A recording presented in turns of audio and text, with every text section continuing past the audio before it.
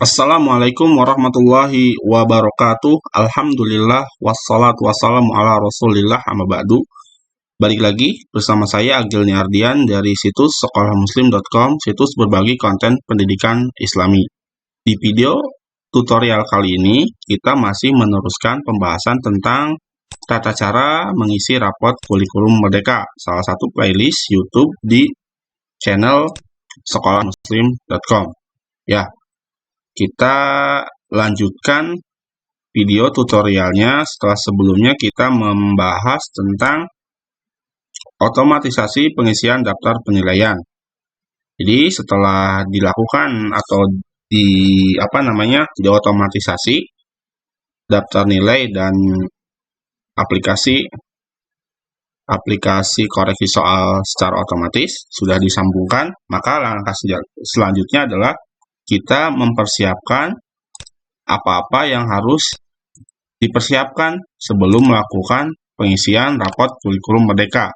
Jadi data-data apa saja sih yang harus kita siapkan ketika kita akan mengisi rapot kurikulum merdeka?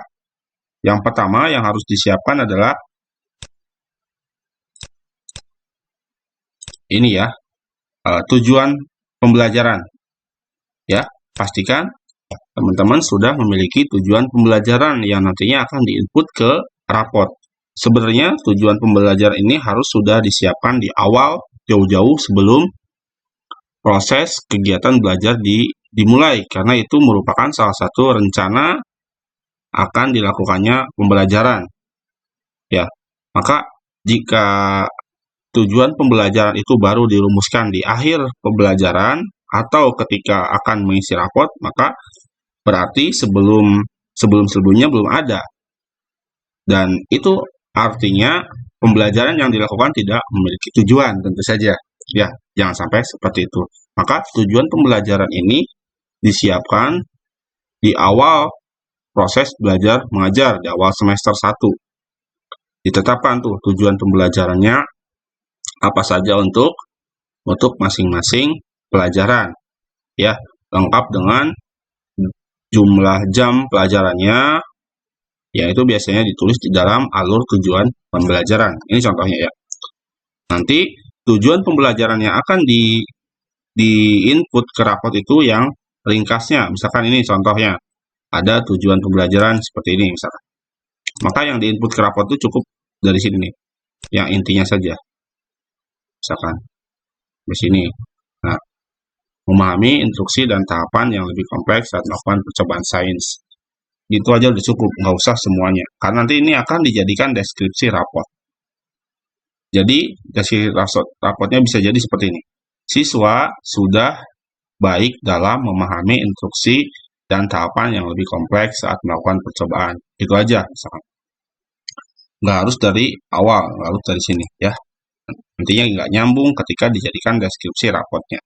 Nah, setelah tujuan pembelajaran itu disiapkan, maka selanjutnya adalah harus sudah siap nilainya, ya. Nilai-nilai, daftar nilai dari pelajaran-pelajarannya sudah terisi. Jangan ada yang masih kosong. Apakah itu nilai-nilai dari tujuan pembelajarannya, masing-masing tujuan pembelajarannya, ya, formatif, nilai formatif tujuan pembelajaran, atau nilai sumatifnya, ya, sumatif lingkup materi, sumatif tengah semester, atau dan juga sumatif akhir semester, ya. Kalau sumatif tengah semester dan sumatif akhir semester ini tidak dilakukan juga tidak mengapa. Ya, yang penting ada nilai formatif, ya. Setiap tujuan pembelajaran itu dilakukan evaluasi.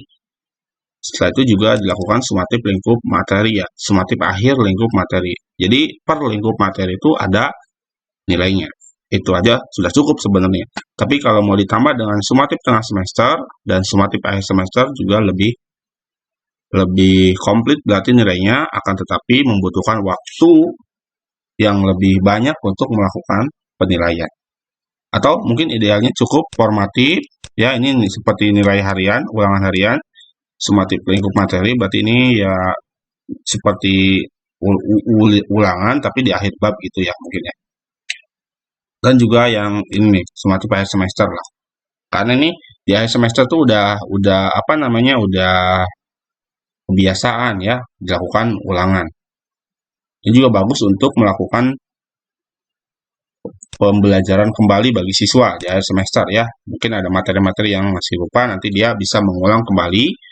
Ada event untuk melakukan pengulangan materi-materi yang sudah diajarkan karena akan menghadapi ulangan. Kalau nggak ada ulangan biasanya ya nggak belajar lagi gitu kan, sesuai biasanya. Nah itu ya, jadi disiapkan nilainya sudah lengkap. Terus tadi itu tujuan pembelajarannya sudah lengkap pula, semua mata pelajaran. Dan juga terakhir adalah data siswa ya. Data siswa juga harus sudah disiapkan. Karena ini juga akan diinput ke rapot data siswa ya. Contohnya data siswa.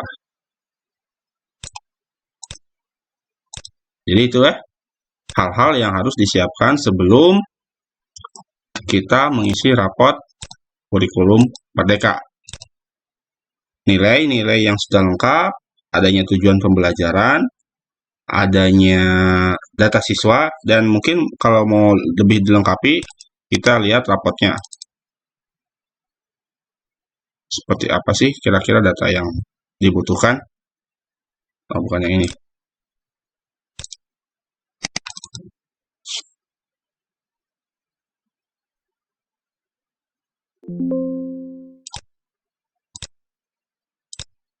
Ini ya, identitas sekolah disiapkan ya.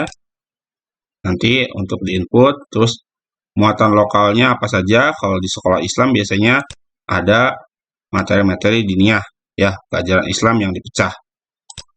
Terus juga tujuan pembelajaran tadi sudah ya, nilai-nilai ya, nilai asesmen formatif, sumatif, ekstrakurikuler juga jangan lupa ya, apa saja yang diikuti oleh siswa beserta nilainya. Itu ya, cukup ya. Semoga bisa difahami. Sekali lagi diulangi, kita membutuhkan nilai, data siswa, tujuan pembelajaran, nilai ekstrakurikuler juga ya, dan juga apa ya, itu saja ya yang harus disiapkan supaya nanti pas pengisian rapot itu langsung cet gitu, langsung cepat selesainya karena data-datanya sudah lengkap. Itu saja video tutorial kali ini tentang persiapan mengisi rapot kurikulum Merdeka. Semoga bisa difahami. Saya Gilnardian dari situs sekolahmuslim.com. Pamit. Sampai jumpa di video tutorial selanjutnya. Wassalamualaikum warahmatullahi wabarakatuh.